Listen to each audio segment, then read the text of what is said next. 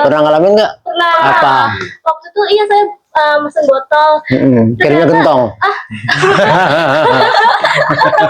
Botol kan yang Surabaya.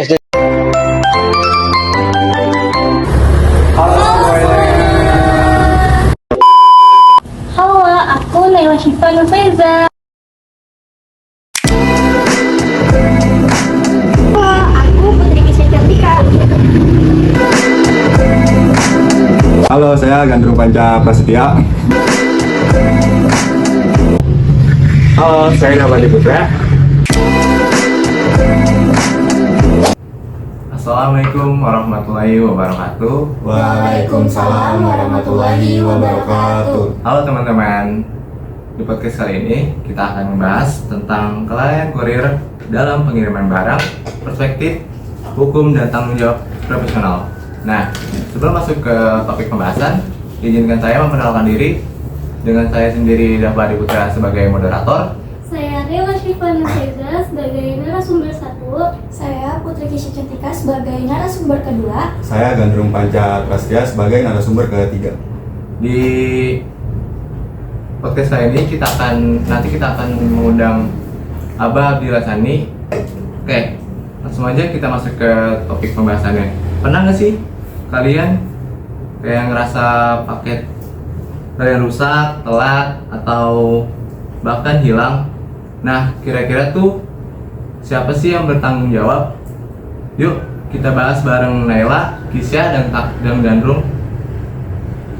Langsung aja ke Naila. Sebenarnya yang dimaksud kelalaian kurir itu apa sih dalam konteks hukum? Oke, jadi kalau misalkan dalam hukum, kelalaian itu disebut sebagai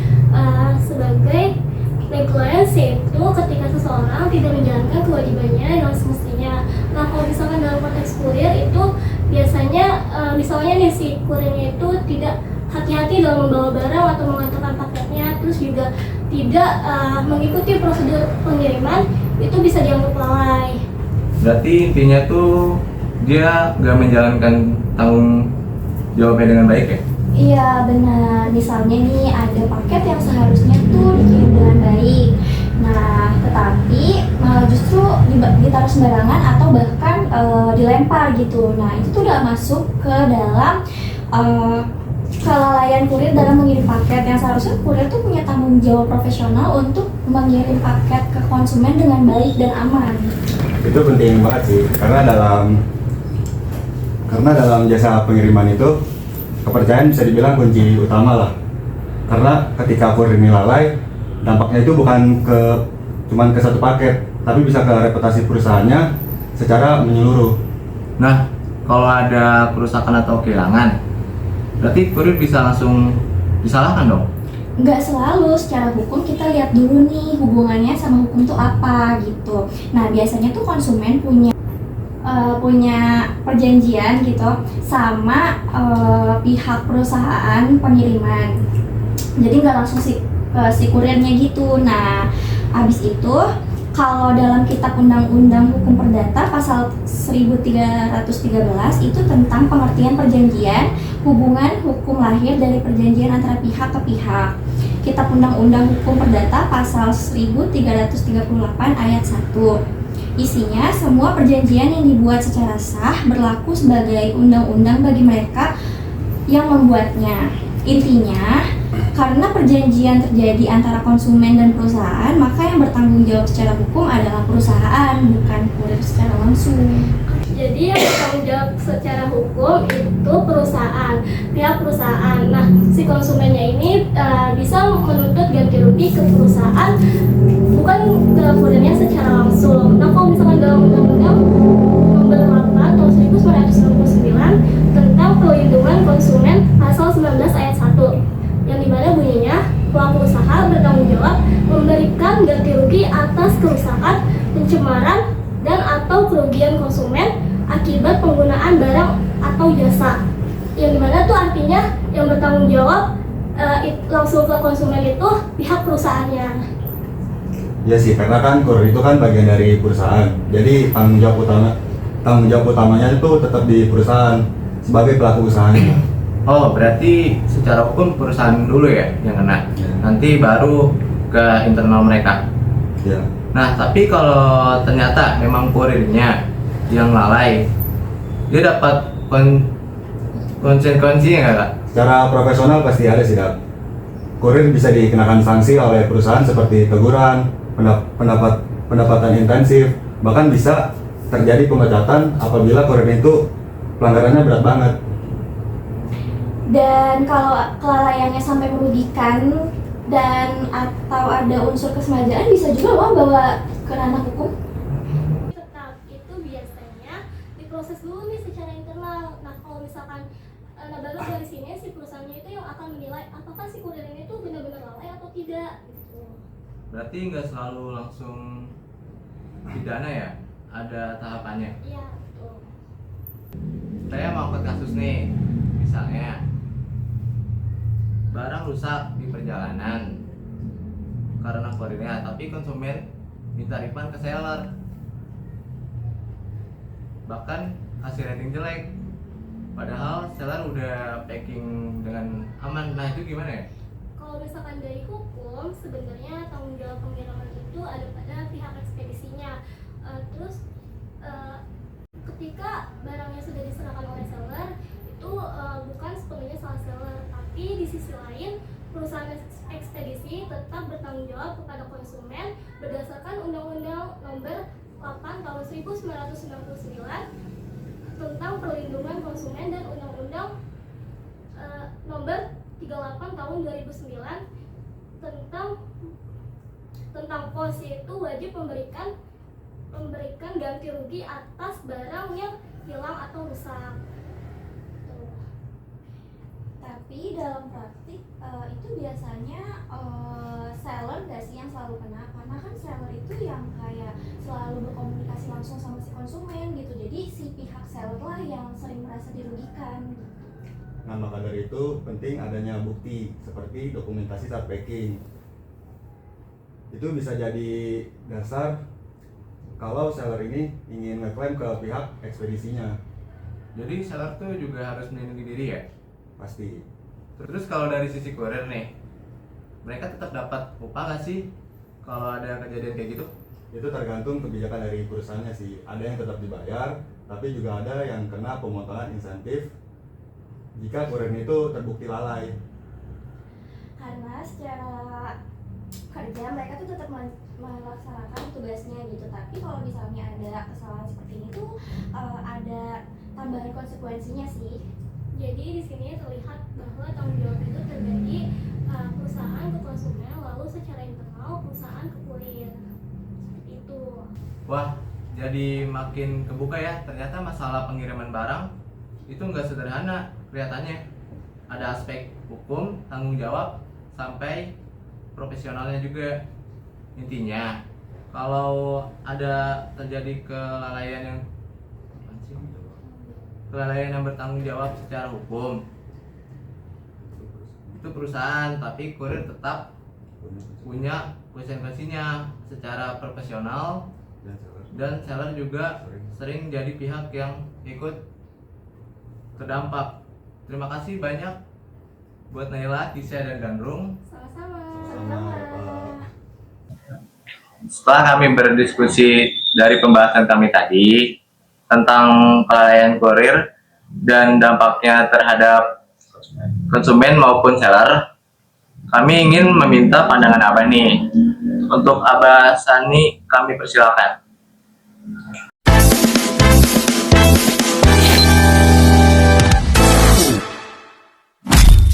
Kami ingin bertanya nih, Bah.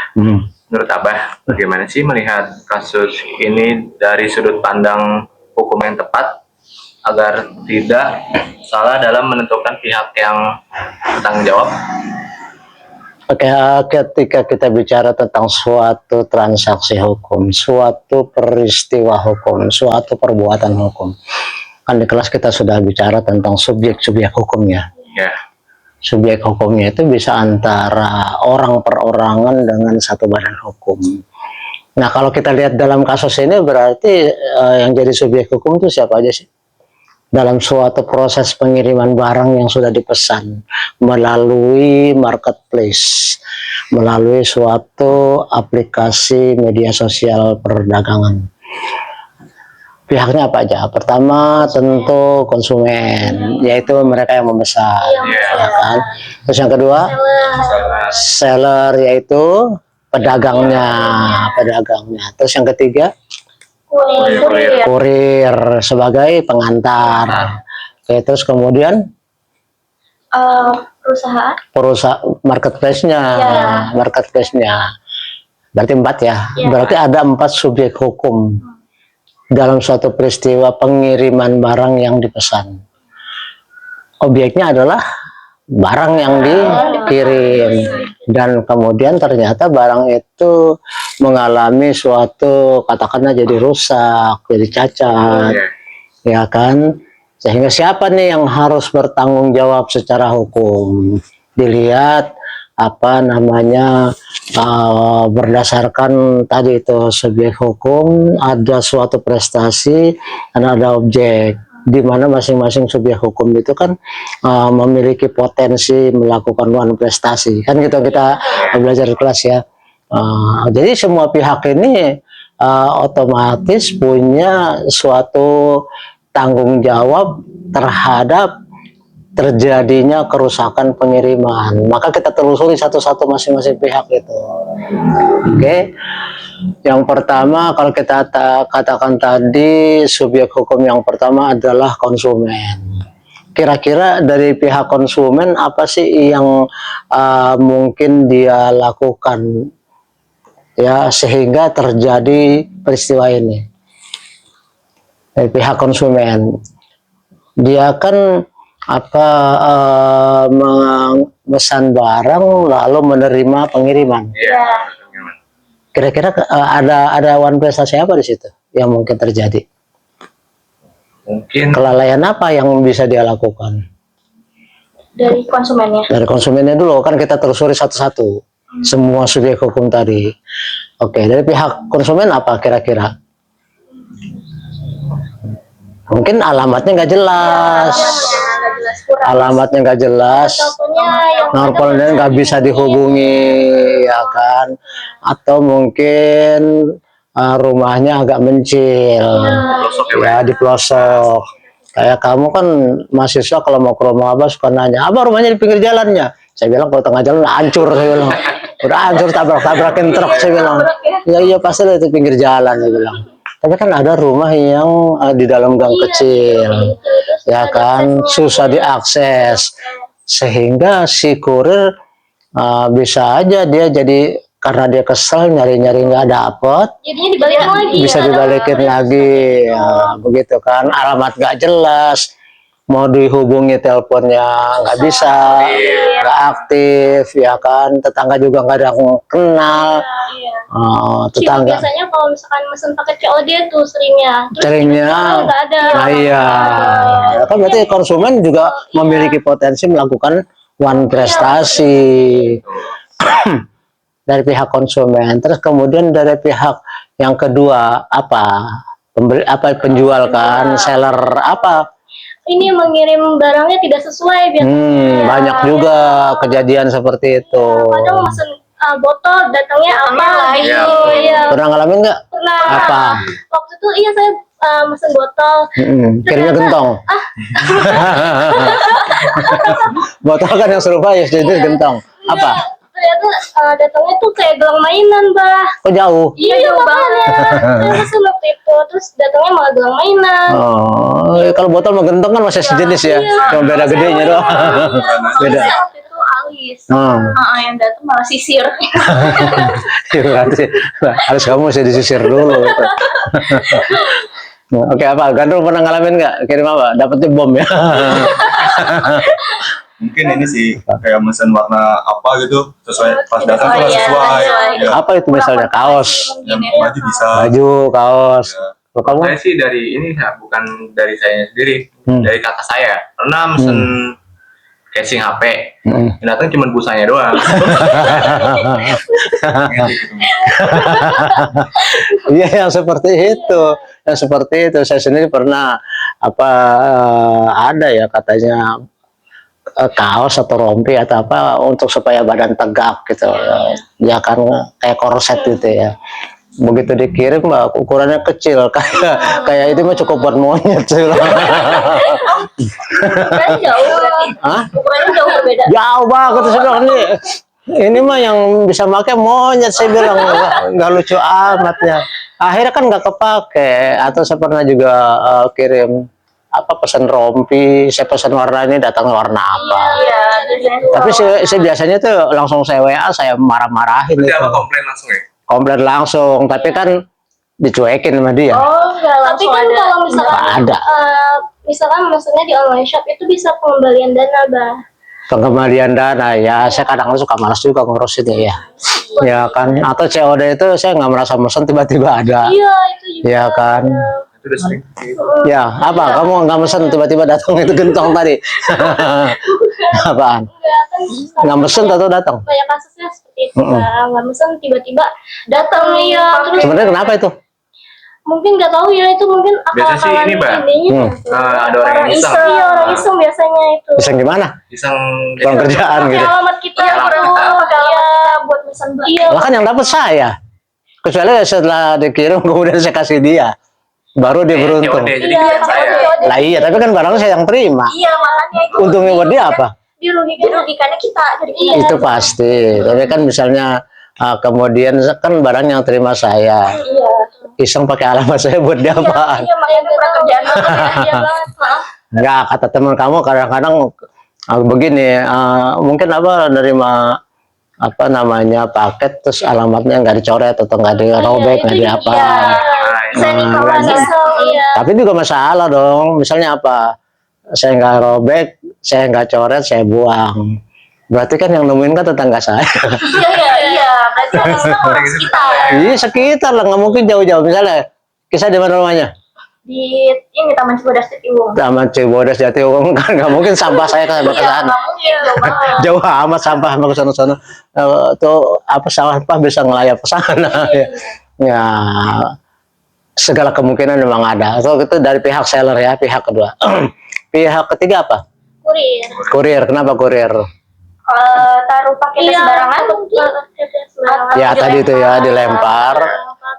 Tapi kamu kemudian komplain kepada kurir. Ingat loh, yang namanya kurir belum tentu dari perusahaan seller. Iya. Kan kadang-kadang yang itu gosen atau apa namanya kurir-kurir seperti itu. Jadi nggak ada kaitannya dengan penjual. Ya, nggak ada kaitannya dengan penjual. Penjual memang kadang-kadang punya kurir sendiri. Kalau satu perusahaan yang agak besar, ya kan. Tapi bisa juga zaman sekarang dia nggak perlu punya kurir sendiri karena kan masalah itu berarti dia nanti harus bayar gajinya. Ya kan, nah, maka dia lempar aja ke gosen atau ke apa ekspedisi. Berarti kan terpisah, nggak bisa kita komplain ke ke perusahaan ya, bisanya langsung ke kurir itu kan gitu ya. Dilempar begitu aja ya. Kalau misalnya alamatnya memang nggak jelas, dihubungi nggak bisa, ya setiap juga kejadian pasti juga memang ada plus minusnya lah. Dalam hal ini ya itu barangkali kurir di situ ya kurang beruntung. Kenapa? Dia mendapatkan pembeli yang jauh rumahnya, letaknya di mana, ya katanya ada di atas gunung gitu. Repot ya kan. Ini kalau pembelinya ada di atas gunung, di puncaknya lagi pas dia naik meledak gunung. kan masalah tuh ya. Oke, jadi seperti itu. Jadi memang masih ada sih ya, kalau kita bicara tentang hukum bisnis, kelemahan-kelemahan dalam praktek. Tidak seperti yang ini, seperti yang diteorikan. Itulah sebabnya di samping teori di kelas, saya mengundang Anda podcast seperti ini. Jadi artinya kita tahu secara detail satu kasus per kasus. Ada yang membahas masalah ini, ada yang membahas masalah itu, ada yang membahas yang lain. Ya kan, kalau dalam satu kelas itu ada 10 kasus yang dibahas dan kamu nonton semua, berarti mata kuliah itu diperkaya oleh podcast. Bukan iseng-isengan saya ngundang kamu ke sini. Ya kan, yang begini nggak mungkin kita bicarain di kelas nih, ya kan? Jadi nambah wawasan. Nambah wawasan. Makanya yang saya harapkan adalah kamu misalnya setelah selesai ini, bukan hanya podcast kamu yang kamu tonton, tapi juga punya yang lain. Sehingga kalau saya 3 kelas untuk hukum bisnis ini, 2 pagi 1 sore, ya, terus kemudian semuanya bikin dan totalnya ada 30 podcast, apa nggak tambah pinter kamu? Kan saya nggak mau apa namanya kasusnya sama, kasusnya harus beda. Berarti kan memperkaya gitu loh. Gimana cara dosen untuk meningkatkan atau optimalisasi pemahaman mahasiswa lain-lain. Ya kan, ada cara ini, ada cara itu. Saya nggak mau bikin begini, saya nggak mau bikin ini. Tergantung mau apa namanya, bagaimana si dosen itu mensiasati. Kalau saya caranya seperti ini. Kan kamu jadi tahu tuh masalah pengiriman. Berarti di dalam masalah hubungan hukum antara marketplace, seller, konsumen dan kurir, jadi ada pemahaman yang kamu tambah yang kamu nggak dapat di kelas kan gitu. Iya kan. Kemarin juga ada yang bicara tentang kelas kamu deh, kalau nggak salah, entah kelas kamu kan, yang bicara tentang thrifting, baju-baju bekas, bukan kelas kamu ya? Itu kelas 2D kelas. Berarti kamu nonton semua ya? Iya. Good, itu yang saya harap. Case juga ya kamu gandrung. Jangan malas untuk nama kita belajar ya harus rajin. Jadi kasus-kasus yang dibahas teman kamu juga nontonin. Ya gitu. Kalau kelas kamu siapa baru? Si Puja ya? Iya. Puja apa? Adit bagus kemarin itu, bagus. Saya bilang, aduh kamu ini tiga-tiganya subur. Saya bilang, 3 kelompok ya, tiga-tiganya subur, gede-gede semua, ceweknya juga gede-gede gitu kan. Oke. Terus kemudian kalau Puja tentang apa? Puja tentang apa ya? Lupa saya. Iya, apa ya? Dari kelas lain juga kamu tonton juga, pokoknya tentang hukum bisnis kamu tonton gitu ya. Itu jadi dengan demikian, kamu misalnya udah di kelas nggak pernah nggak masuk terus kemudian podcast kamu jalani, terus tontonan kamu, kok saya yakin kamu berhak 100% dapat A deh. Ya kan? Iya. Tapi kalau misalnya kamu nggak pernah ngamain dapat A, ya nggak mungkin lah. Artinya kan no lunch free, tidak ada makan siang gratis. Kamu mau masuk surga besok juga kan kerja dulu di dunia. Mana bisa kita tiba-tiba dimasukin surga, kecuali kamu jadi autis. Terserah. Kalau kamu jadi autis ada, iya, kecuali kamu jadi ODGJ baru. Tapi kalau kita normal kan ada tanggung jawabnya, begitu ya. Oke, jadi jangan salah paham dengan apa namanya pelaksanaan podcast. Oh, si Abah nih jauh-jauh kita disuruh datang, enggak ada maksudnya. Bukan asal-asalan gitu. Oke, saya kira demikian yang bisa apa kita bahas, dan sebenarnya suasananya segini yang saya maksudnya.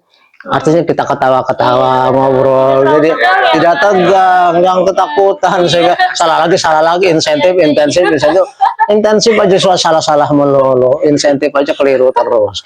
Nah, tapi kalau kita sama ketahuan enak, nontonnya juga jadi enak kan, ditontonnya jadi enak, saya santai. Oke, saya kira demikian, bisa ditutup. Silakan siapa moderator? Terima kasih Abah atas penjelasannya, sangat bermanfaat sekali. Dari pembahasan mengenai kelalaian kurir dalam pengiriman barang, dapat disimpulkan bahwa tanggung jawab dalam kasus ini tidak hanya dilihat dari satu sisi. Secara hukum, pihak yang bertanggung jawab kepada konsumen adalah perusahaan jasa pengiriman karena adanya hubungan perjanjian. Namun secara profesional, kurir tetap memiliki tanggung jawab atas kelalaian yang dilakukannya dan dapat dikenakan sanksi internal. Di sisi lain, dalam praktiknya, seller sering menjadi pihak yang dirugikan karena harus menanggung komplainan atau melakukan refund padahal kesalahan terjadi pada proses pengiriman. Oleh karena itu, pentingnya bagi seller untuk memiliki bukti dan memahami haknya agar dapat menuntut pertanggungjawaban kepada pihak ekspedisi. Dengan demikian, analisis kasus ini harus dilihat dari berbagai perspektif, yaitu hukum, logika, dan praktik di lapangan, agar dapat menentukan pihak yang benar-benar bertanggung jawab secara adil. Oke, sekian dari podcast kami, kurang lebihnya mohon maaf. Assalamualaikum warahmatullahi wabarakatuh.